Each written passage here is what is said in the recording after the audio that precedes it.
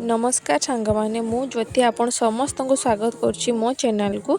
तो आज आम गोटे शुखुआर नुआ रेसिपीटे बनवाक जाऊँ। तो से प्रथम गोटे लुणी शुखुआ नहीं जाइए भल से धोईकी सफा करके परिष्कार कर देइछि। तापर मुझे आम बाड़ी गोटे पोई नहीं एबे तो पोईर बढ़िया से मंजी हो गला। तो से कौन कली ना मंजी जी सब पाची जाता सब बाद दे देकी आ भल पोई गुड़ी को भल से बाछिकी सफा कर काटी देती।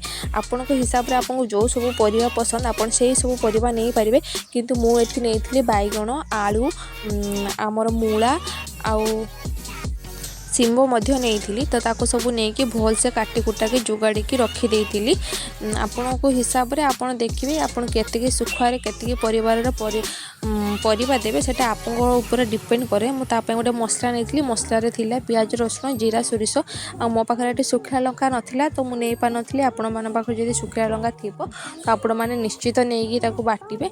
तो मुझे सब मसला को शिଳରେ भल से बाटी सारी बाटी देकी अलग रखीदेली।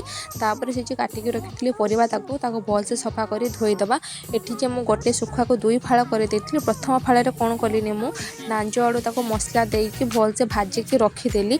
तापर मुझे कढ़ारे अल्प टिके तेल पियाज फुटुण पकई भल से पियाजटा को भाजीदेली। जिते पियाजटी आम मौड़ी जीव से आम पूर्व बाटिकी रखी मसला तक को पकईदे। तापर जी बेसिक मसला किसी मसला आमर दरकार नहीं, जी आम साधारण मसला जमती लुण हलदी आ लंका गुंड ए आम लुण पकेवा नहीं कहीं शुखुआटी आमर लुणिया अच्छी तो से आम लुण पकेवानी ना लुणी शुखारे लुण थाए से लुणटी पड़े नहीं। तापर देखिए जिते शुखुटा को आम भल से भाजीदबा जिते शुखार पानी मरीज आम पूर्वर काटिकी रखी परिवा तक को सब ता भितर पकईदे। पकई सारिक अल्प टिके पानी दे 15 ରୁ 20 मिनिट घोड़े रखा।